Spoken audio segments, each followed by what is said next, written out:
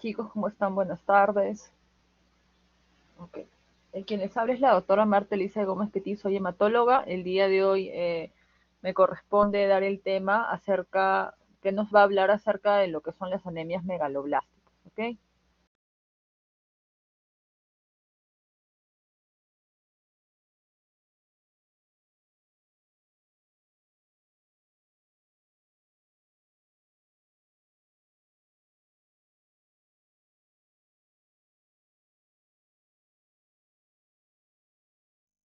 Ya, entonces un momentito voy a compartir las diapositivas, por favor.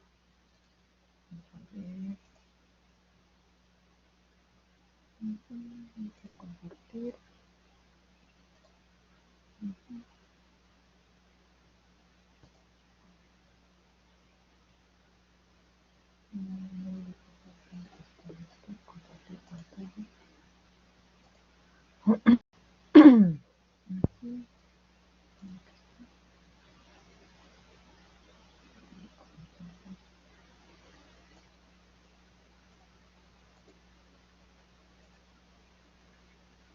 Ya, ¿se puede ver las diapositivas, chicos?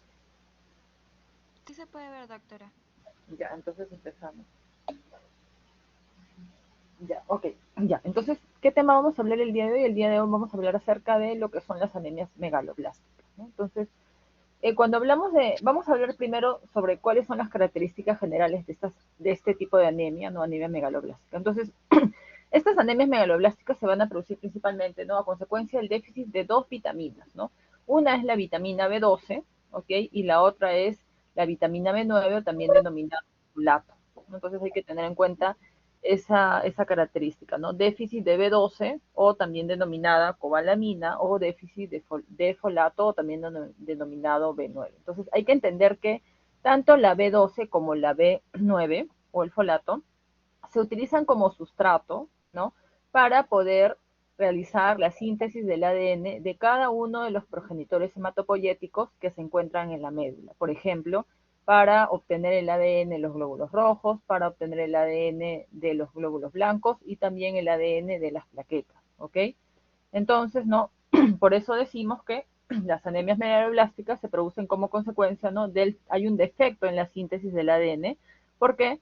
Porque no tengo estos sustratos, ¿no? Entonces, no tengo ni B12 ni folato, ¿no? Ya que tanto el folato como la vitamina B12, ¿no? Son necesarias para la síntesis del ADN, ¿no? Entonces, debido a que no tengo suficiente cantidad de sustrato, ¿no?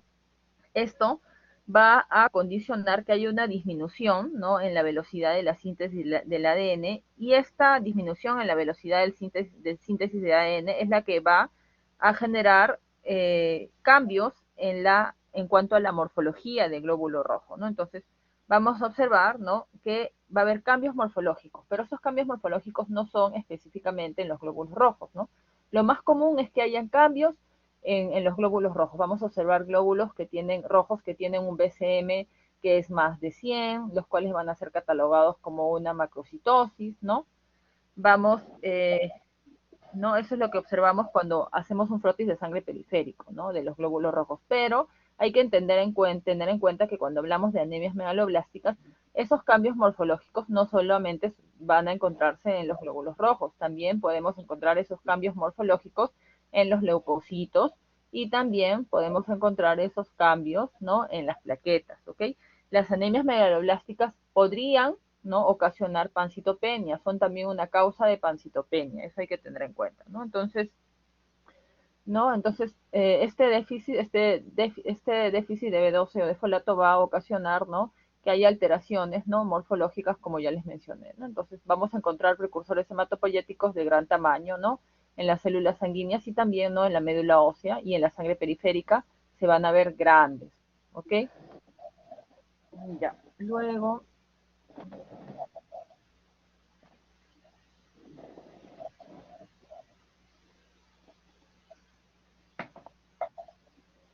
ya, luego. ¿Cuál es el mecanismo etiopatogénico? ¿Qué es lo que ocurre? ¿No? Entonces, vamos a tener glóbulos rojos que son grandes, que tienen un BCM incrementado, también denominado macrocítico. Entonces, estos glóbulos rojos no son normales, ¿no? Porque en lo normal sabemos que hay que exista un glóbulo rojo que tenga una forma bicóncava, ¿no? Entonces, estos glóbulos rojos que ya se van a encontrar en sus formas maduras, van a encontrarse en la médula ósea, ¿ok? En donde se va a realizar la hematopoiesis. Ahora, si estos glóbulos rojos son anómalos, son grandes, ¿no? En la misma médula ósea, muchos de estos glóbulos rojos, debido a que tienen características anómalas o son muy grandes, son deformes, ¿no?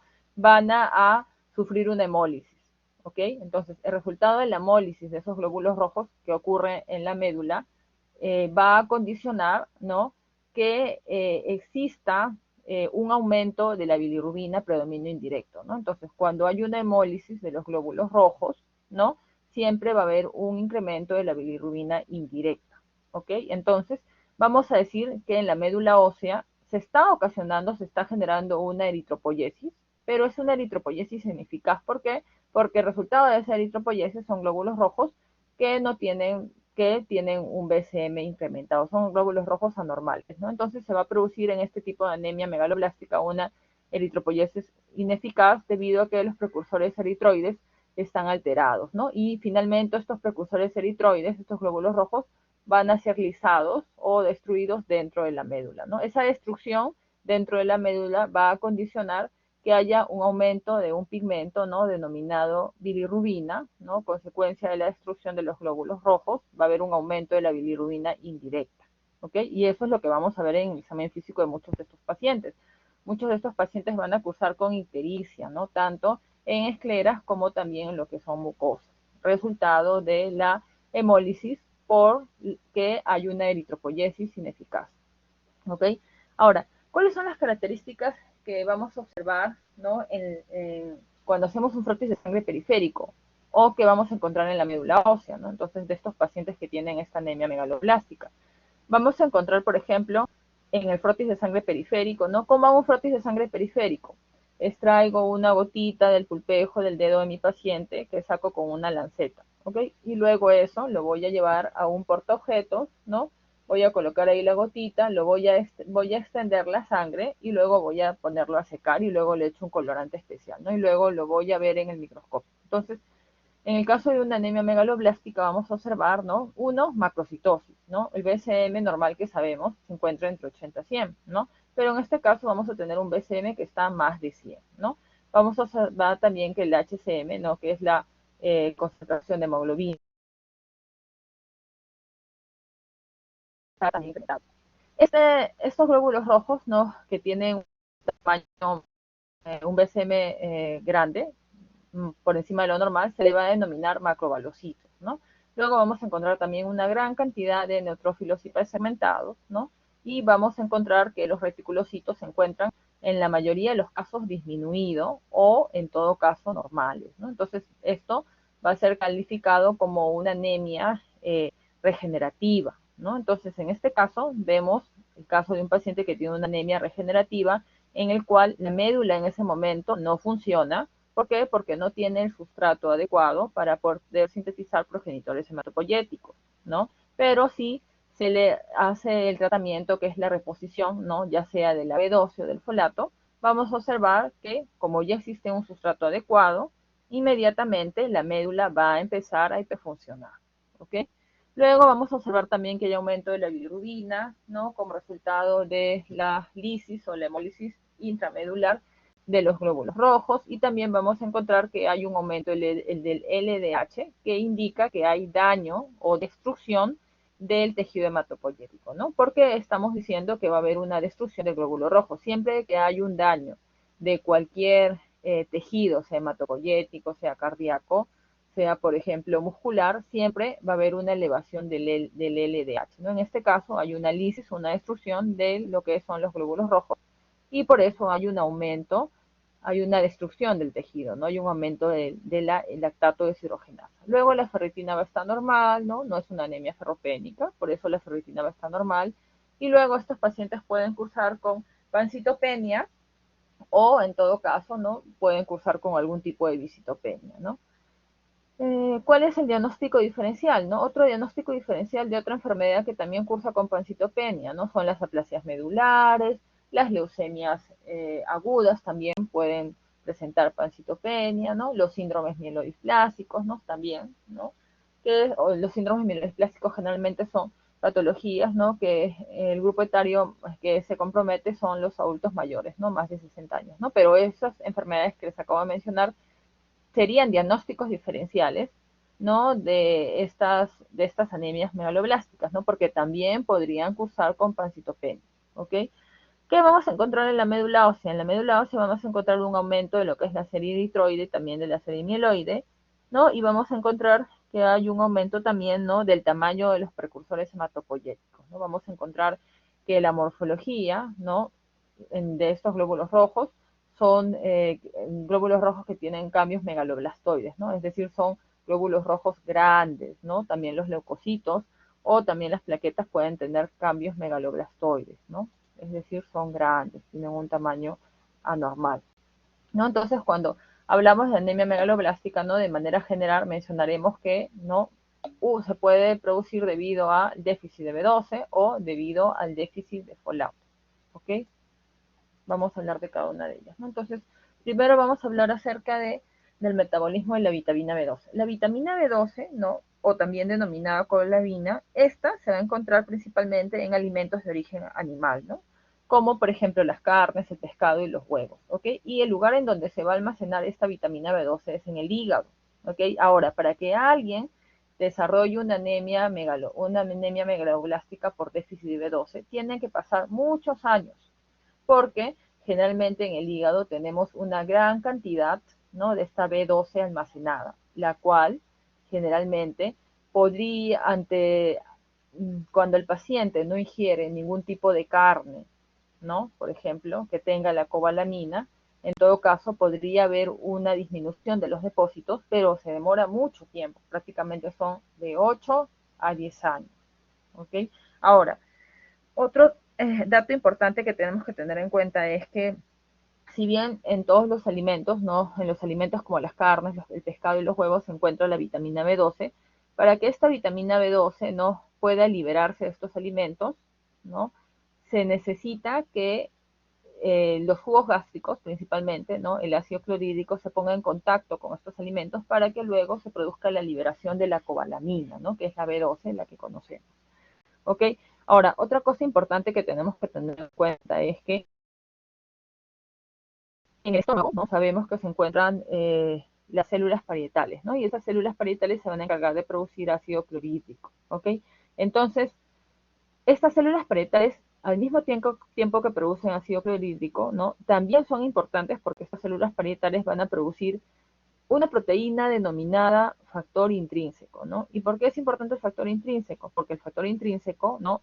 Va a viajar o va a servir como transporte, ¿no? Siempre va a estar ligado a la B12, ¿de acuerdo? Entonces, B12 o cobalamina y factor intrínseco siempre van a viajar juntas, ¿ok? El factor intrínseco es la proteína que transporta a la B12, ¿no? Y la va a transportar hasta que llegue a todo lo que es el intestino delgado y el ilion terminal, que es el lugar en donde se va finalmente a absorber esta vitamina B12, ¿no? Entonces, si es que por algún motivo, ¿no? Tuviéramos alguna enfermedad en la cual no existieran células parietales, o en todo caso los pacientes que son gastrectomizados, los cuales no van a tener absolutamente ningún tipo de célula a nivel de lo que es la mucosa gástrica, ¿no? Entonces, eso condicionaría, ¿no? Que no se pudiera generar el factor intrínseco y por lo tanto pacientes que tienen gastrectomías, ¿no? O pacientes que tienen algún tipo de daño, ¿no? A nivel de lo que es la mucosa gástrica, ¿no? Y no tienen células parietales, podrían tener el riesgo a desarrollar con el paso del tiempo déficit de B12, ¿no? Porque no tengo el factor intrínseco, no tengo el transporte, no tengo la proteína que debería transportar a la B12 y por lo tanto la B12 no podría ser absorbida, ¿no? No existiría molécula que la transporte, ¿no? Siempre existe esa unión entre B12 y factor intrínseco, siempre tienen que ir de la mano y juntos, ¿ok? Ahora, eso es con respecto a metabolismo, ¿no? Ahora, ¿cuáles son las causas de vitamina B12? ¿Cuáles son las causas que originan las anemias megaloblásticas por déficit de B12? Uno, las dietas vegetarianas, ¿no? Dos, otra de las principales causas es el déficit del factor intrínseco, ¿no? Como ya les mencionaba, pacientes que han sido gastrectomizados, pacientes que tienen algún tipo de problema de absorción, ¿no? Esta condicionaría que habría un déficit en la producción de factor intrínseco, ¿no? Cuando hablamos de déficit de la producción de factor intrínseco, tenemos que recordar una enfermedad, ¿no? Denominada anemia perniciosa. ¿Qué es la anemia perniciosa? La anemia perniciosa es un tipo de enfermedad autoinmune en la cual se van a generar autoanticuerpos, ¿no? Que van a ir contra las células parietales destruyéndolas, o autoanticuerpos que van a ir contra el factor intrínseco destruyendo esta proteína, ¿de acuerdo? Entonces, estos dos eventos van a condicionar que no haya una adecuada absorción de la vitamina B12, ¿de acuerdo? Y por lo tanto, ¿no? Estos pacientes van a tener anemia megaloblástica por déficit de B12, ¿no? Entonces, otra de las causas de esta anemia megaloblástica por déficit de B12, ¿no? Son aquellos pacientes que tengan, por ejemplo, enfermedad celíaca, algún tipo de restricción intestinal, ¿no? Que haya comprometido el intestino delgado o el ilion terminal, ¿no? Aquellos pacientes que tengan algún tipo de infección, ¿no? Como por ejemplo con hay una enfermedad denominada enfermedad de Whipple, ¿no? La cual, ¿no? Estos pacientes van a tener infección, ¿no? Por uh, treporim, treporim, se llama Treporima whippeli, ¿no? La cual va a condicionar, ¿no? Que exista una alteración a nivel de todo lo que es el ilion terminal, y eso condiciona que no haya una adecuada absorción, ¿no? Luego, aquellos pacientes que también lamentablemente pues tienen una infección por Diphyllobotrium latum, ¿no? Este es un cesto, ¿no? Que se encuentra en el pescado, ¿no? Que va a condicionar que haya también problemas, ¿no? A nivel de lo que es la absorción de la vitamina B12, ¿no? ¿No? También inclusive existen fármacos, ¿no? Hay fármacos como por ejemplo los inhibidores de bomba de protones, la colchicina, la colecidamina, los anticonceptivos, el metotrexate, el trimetoprim sulfametosazol, que podría no ocasionar que haya déficits en la absorción de la B12, ¿no? Entonces hay que tener en cuenta, ¿no? Principalmente, ¿no? Entonces también algunos parásitos como el Helicobacter pylori, ¿no? Ya lo mencioné, el Diphyllobotrium latum, ¿no? Que es un cesto, ¿no? Todas estas vendrían a ser causas, ¿no? De que exista una mala absorción de B12, ¿no? Y con el paso del tiempo condicionaría, ¿no? Que haya una anemia megaloblástica. ¿Cuáles son las manifestaciones clínicas, ¿no? En cuanto al déficit de B12? Uno, hay manifestaciones hematológicas, digestivas y neurológicas. Hematológicas, pacientes van a cursar con anemia, ¿no? Algunos, no en todos los casos, podrían cursar también con pancitopenia. Dentro de las manifestaciones digestivas vamos a encontrar glossitis, ¿no? Inflamación de lo que es la lengua, ¿no? A lo cual se denomina también atrofia de Hunter, ¿no? Se va a observar que va a haber una inflamación de la mucosa lingual, va a haber depapilación, ¿no? Y también va a haber mucho dolor, ¿no? Hay una sensibilidad dolorosa exacerbada, ¿ok? Luego, estos pacientes van a presentar también, ¿no? Problemas de mala absorción, ¿no? Pero lo más característico quizás, ¿no? Aparte de las alteraciones hematológicas, ¿no? Son también las manifestaciones neurológicas, ¿no? La mayoría de estos pacientes van a presentar polineuropatías. ¿Y por qué? Porque la cobalamina, ¿no? La B12, se encarga o interviene en el proceso de mielinización, ¿no? De que los nervios periféricos, ¿no? Tengan mielina, ¿ok? Y sabemos que la mielina, ¿no? Permite que haya una adecuada conducción nerviosa, ¿no? Entonces, en este caso, ¿no? Los pacientes, ¿no? Como principales manifestaciones neurológicas, podrían tener polineuropatías, podrían tener también inclusive alguna afectación a nivel de la motoneurona, de la primera motoneurona, podrían tener alteraciones en lo que es la sensibilidad vibratoria y propioceptiva, ¿ok?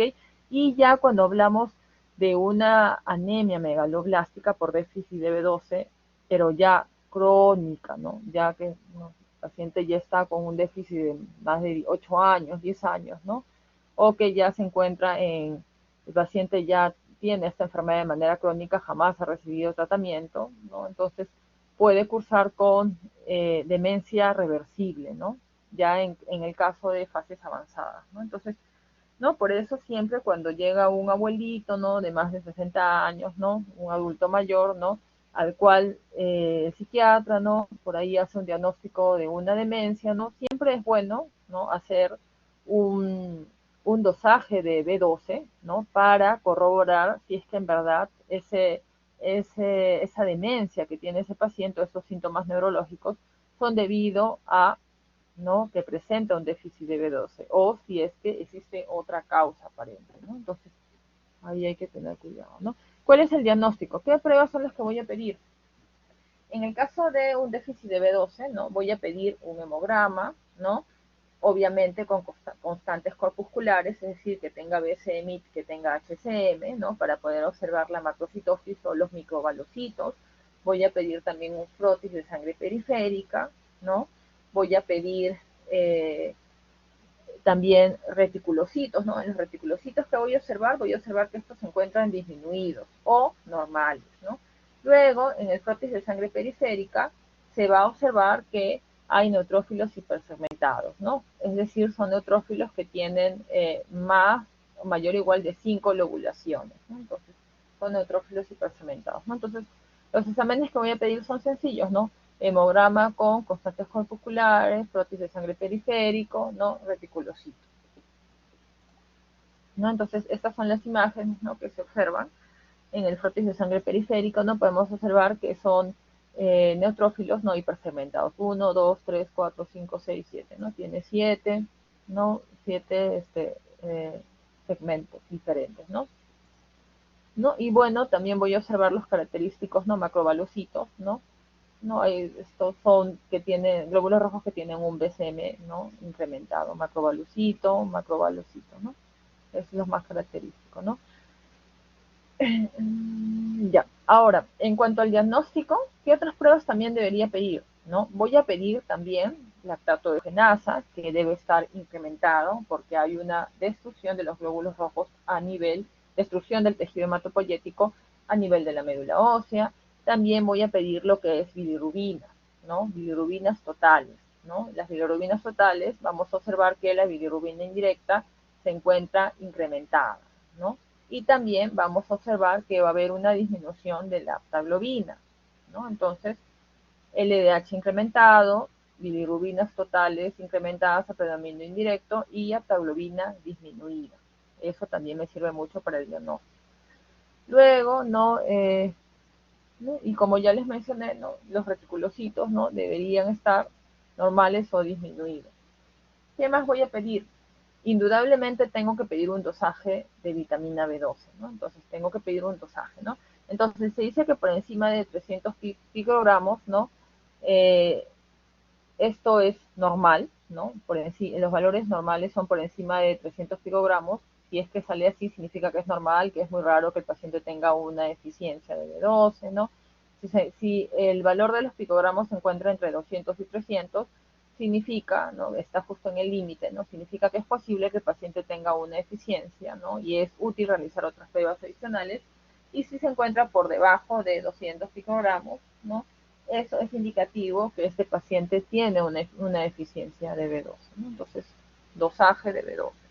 Y luego, ¿qué más podemos pedir? Vamos a pedir también anticuerpos contra el factor intrínseco, ¿no? Entonces, yo les mencioné hace un momento, ¿no?, que existía una enfermedad denominada anemia perniciosa, que era la principal causa o la causa más frecuente de mala absorción de B12, ¿no? Entonces, necesito saber si esa anemia megaloblástica por déficit de B12 es producida porque el paciente tiene autoanticuerpos, los cuales están actuando y destruyendo el factor intrínseco, ¿no? Y eso está condicionando que no haya una adecuada absorción de B12, ¿no? Entonces voy a pedir anticuerpos contra el factor intrínseco, ¿no?, como otra prueba. Luego también algo importante, ¿no?, que tenemos que destacar es que para hacer el diagnóstico de una anemia megaloblástica por déficit de B12 y de folato, no voy a necesitar jamás una médula ósea, ¿no? No debo hacer el diagnóstico de anemia megaloblástica por déficit de B12 de folato no se hace con un aspirado de médula ósea, ¿ok? No está indicado, ¿ok? Solamente se haría, ¿no?, en el contexto de un paciente que tenga una pancitopenia, ¿ok? Y que sea probablemente un adulto mayor en el cual yo sospeche que este paciente tenga una pancitopenia por un secundario síndrome mielodisplásico, ¿no? Entonces, en el caso de una anemia megaloblástica, el diagnóstico no se hace jamás con un aspirado de médula ósea, no sé, generalmente no viene siempre por ahí en su examen, ¿no? Entonces, si yo sospecho de otra afectación, otra enfermedad, como por ejemplo un SMD, un síndrome mielodisplásico, que también puede cursar con una pancitopenia en pacientes mayores de 60 años, recién podría ser un aspirado de médula ósea. ¿No? Entonces acá es lo característico, que es lo que se observa, ¿no? Se va a observar glóbulos rojos, ¿no? Que tienen, esto ya es en médula, ¿no? Que tienen características megaloblastoides, ¿no? Es decir, son glóbulos rojos gigantes, ¿no? Con cambios morfológicos.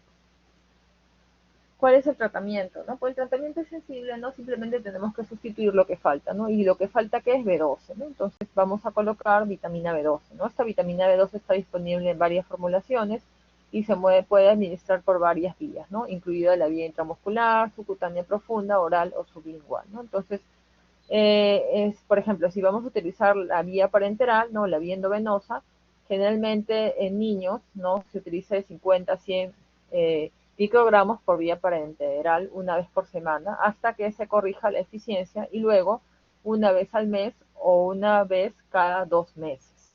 ¿Ok? Eso es con respecto a niños. Ahora, la dosis típica que utilizamos para adultos, ¿no? Es 100 microgramos por vía endovenosa o vía parenteral durante 5 días consecutivos, ¿ok? Y luego, después de una semana, ¿no? Tomamos generalmente lo que es un hemograma, ¿no? Y en este hemograma vamos a observar que hay un aumento de los reticulocitos, ¿no? Si hay un aumento de los reticulocitos, significa que el tratamiento, porque la médula, gracias a que se le da sustitución, está funcionando, ¿no? Es una médula que está hiperfuncionando nuevamente. ¿Por qué? Porque se le ha corregido lo que faltaba, ¿no? Entonces, generalmente son 5 días consecutivos de esta hidroxocobalamina, ¿no? 1000 microgramos por vía parenteral o en todo caso por vía intramuscular, 5 días consecutivos, y luego una ampollita, ¿no? Cada semana durante 4 semanas, y luego ya una ampolla, ¿no? Mensual, ¿ok? Una vez al mes, y luego una ampolla cada 2 meses. Entonces, esa es la indicación que se le da. Eso es con respecto con anemia megaloblástica por déficit de B12, ¿no? Entonces, luego, ¿no? Con respecto a anemia, vamos a hablar un poquito de lo que es anemia megaloblástica, ¿no? Pero la anemia megaloblástica que ya hemos mencionado, la principal causa o la causa más frecuente de mala absorción de vitamina B12 que conduce o que genera anemia megaloblástica es la anemia perniciosa, ¿no? Entonces, como ya les mencioné, ¿no? ¿Qué es la anemia perniciosa? La anemia perniciosa se debe a la deficiencia, ¿no? De la B12, causada principalmente por la formación de autoanticuerpos, los cuales van a actuar contra el factor intrínseco o contra las células parietales, ¿no? Entonces, evitando que haya una adecuada absorción de B12, ¿no? Entonces, se dice que es la causa más frecuente de déficit de B12 en la práctica clínica, ¿no? Entonces, hay una destrucción autoinmune de las células parietales gástricas, ¿no? Evidenciándose en el suero del 90% de los anticuerpos IgG contra las células parietales, ¿no? Y luego anticuerpos contra el factor intrínseco en un 60%, ¿no? Entonces, generalmente este tipo de anemia perniciosa se asocia con otras enfermedades autoinmunes, como por ejemplo patologías de la tiroides, ¿no? Como por ejemplo hipotiroidismo, ¿no? O tiroiditis de Hashimoto, ¿ok? ¿Cuál es el diagnóstico? Es el mismo que para la deficiencia de B12, ¿no? Es decir, voy a pedir un hemograma completo, voy a pedir hemograma con constantes corpusculares, voy a pedir un frotis de sangre periférico, ¿no? Voy a pedir también el dosaje de B12, voy a pedir anticuerpos, ¿no? Eh, Anticuerpos contra el factor intrínseco y también anticuerpos contra las células parietales, ¿no? ¿Y cuál es el tratamiento, no? El tratamiento es el mismo, ¿no? Porque la anemia perniciosa genera una anemia megaloblástica por déficit de B12, ¿no? Entonces, lo mismo, utilizaré las ampollitas de hidroxocobalamina, ¿no? De por vida, ¿no? Porque esta es una enfermedad autoinmune, ¿no? Entonces, en este caso, se da el tratamiento de por vida. Y luego, finalmente, ¿no? Tenemos la anemia por déficit de folato o de B19. ¿Okay? Entonces, en este caso, hay que tener en cuenta, ¿no? Que el ácido fólico o este folato se va a encontrar principalmente en los vegetales, ¿no? Se va a encontrar, por ejemplo, en algunas vísceras como el hígado y también en los frutos secos, ¿no? Y el lugar en donde se va a realizar esta absorción de este folato es principalmente en el duodeno y, ¿no? También en el yeyuno, ¿ok? Ahora, ¿dónde se va a encontrar almacenado este folato? También en el hígado, pero la diferencia es que las reservas no duran de 8 a 10 años como en el caso de la B12. Aquí las reservas duran solamente 3 o 4 meses, ¿de acuerdo? Entonces, si es que cesa el aporte de los alimentos que nos da o que son ricos en folato, entonces una persona puede llegar, ¿no? A desarrollar una anemia megaloblástica, ¿no? Después de 3 o 4 meses que ya ha habido un cese del aporte, ¿no? Acá el almacenaje, el tiempo de almacenaje es muy rápido, es muy no puede llegar rápidamente a perder, ¿no? Es lo que tenía almacenado en el hígado, ¿ok? Entonces, en este caso, ¿no? ¿Cuáles son las causas, no? Uno, la disminución del aporte, hay una dieta inadecuada, pacientes que cursan con alcoholismo, ¿no? El alcoholismo es la causa más frecuente de macrocitosis en nuestro medio. También, ¿no? El aumento de las necesidades, ¿no? Pacientes que están gestando, ¿no? Sobre todo en el tercer trimestre, ¿no? Enfermedades como, por ejemplo, psoriasis, ¿no? Pacientes que cursan con anemias hemolíticas, ¿no? Pacientes que cursan con hipertiroidismo y neoplasias, ¿no? Son pacientes, ¿no? En los cuales va a haber un mayor déficit de B9, ¿ok? O de folato. Aquellos pacientes que tienen también cualquier problema de malabsorción, ¿no? Por ejemplo, pacientes que tienen algún tipo de enteropatía, ¿no? Pacientes que consumen algunos fármacos que condicionan que hay una disminución en la absorción de folato, como anticonvulsivantes, barbitúricos, anticonceptivos, algunos en el caso de pacientes que tienen, por ejemplo, artritis reumatoidea y utilizan metrotexato, o en pacientes que tienen algún tipo de infección o por algún tipo de hongo, en los cuales se utiliza como el medicamento clotrimazole, ¿no? Estos van a condicionar que haya una disminución en la absorción del folato, ¿no? Pacientes que tienen también, por ejemplo, un aumento de las pérdidas, ¿no? En cuanto a lo que es el folato, como pacientes que tienen hepatopatías crónicas o pacientes que tienen enteropatía perdedora de proteínas, ¿no? Entonces, ¿cuáles son las manifestaciones clínicas, no? Son iguales, similares a personas que tengan un déficit de vitamina B12, ¿no? Pero generalmente lo que lo va a diferenciar es que los pacientes que tienen un déficit de B9 no van a cursar con manifestaciones neurológicas, ¿no? En cambio, en el caso de déficit de B12 sí, porque habíamos mencionado que la B12 era muy importante porque intervenía en la mielinización, ¿no? De los nervios periféricos, ¿ok? ¿Qué exámenes voy a pedir para el diagnóstico, ¿no? De la anemia megaloblástica ocasionada por déficit de folato? Pues voy a pedir el folato intraeritrocitario, ¿no?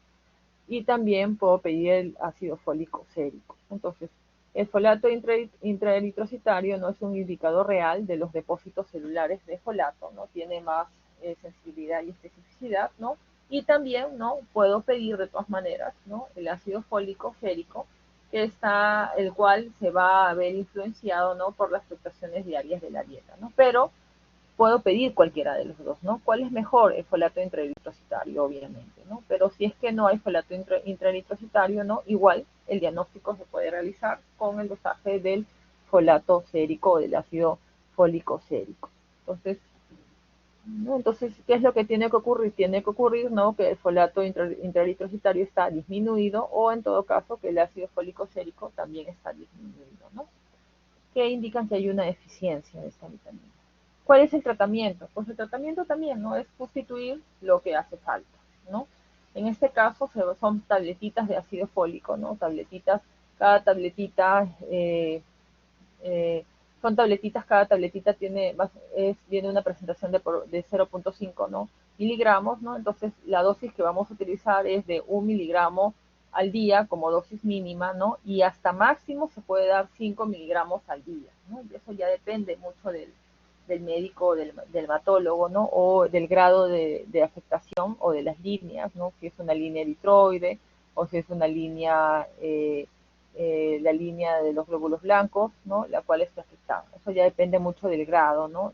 De las afectaciones hematológicas que hay, ¿no? Si el paciente cursa con una pancitopenia o si el paciente cursa por una visitopenia secundaria déficit de ácido fólico, ¿no? En el caso de pacientes que lamentablemente no puedan tomar el medicamento por vía oral, ¿no? Entonces existe una alternativa, ¿no? Que es la de utilizar el ácido folínico, ¿no? Por vía endovenosa, ¿no? Entonces, en este caso, ¿no? Se va a administrar 1 miligramo, ¿no? Por kilogramo de peso, ¿ok?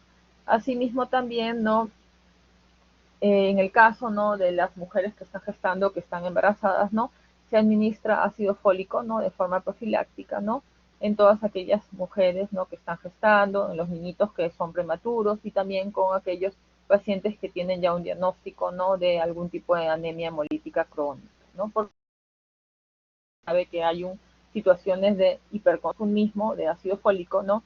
Que puede producir al final una crisis megaloblástica, ¿no? Entonces, esos pacientitos tienen de todas maneras que tomar sus pastillitas, ¿no? De ácido fólico como prevención, ¿ok?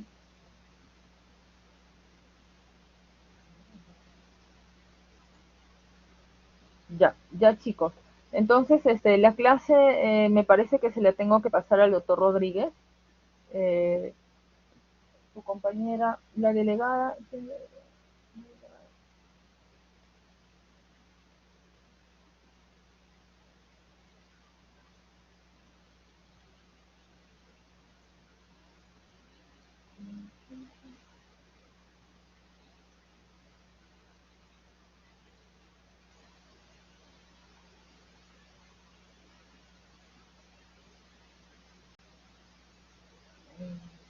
Ya, entonces, la clase yo se la paso al doctor Rodríguez, chicos, de todas maneras, para que puedan estudiar esta clase que va a venir en el examen. Es todo conmigo hasta el día de hoy. Los veo. Cuídense. Hasta luego.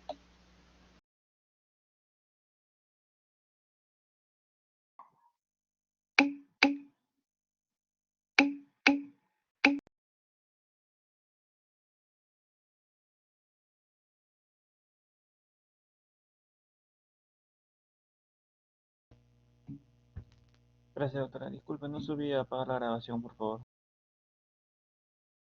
Y ahorita le pago un ratito. Estoy viendo que me están poniendo que están presentes online. Un ratito, ahorita le pago.